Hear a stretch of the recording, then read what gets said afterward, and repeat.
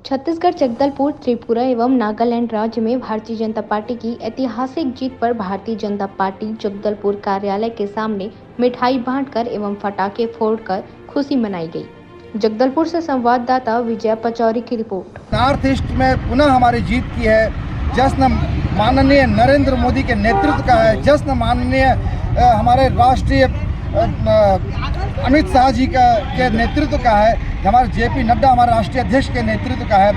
ये जश्न भारतीय जनता पार्टी के कार्यकर्ताओं का है कि नॉर्थ ईस्ट में, उत्तर पूर्व में हमने पुनः भाजपा का ध्वज फहराया है। इस जीत को हम सब यहाँ भारतीय जनता पार्टी के कार्यकर्ता जगदलपुर नगर मंडल के लोग हम यहाँ पे मना रहे हैं। और ये जीत का जो लक्ष्य चला है, ये श्रृंखला चली है, ये जाकर 2024 में पुनः केंद्र में हमारी सरकार बनाएंगे और फिर 2023 में हम छत्तीसगढ़ में भी अपनी सरकार बनाएंगे। 2024 में पुनः केंद्र में सरकार बनाएंगे और नगर निगम में भी इस बार हमारी सरकार बनेगी। जगदलपुर नगर मंडल बोले भारत माता की। नॉर्थ ईस्ट में 3 जगहों का चुनाव हुआ, जिसमें नागालैंड है और त्रिपुरा है, दोनों में जीत हुई है और मेघालय में भी हमारी सरकार बनेगी, ये पूरा ऐसा मानना है।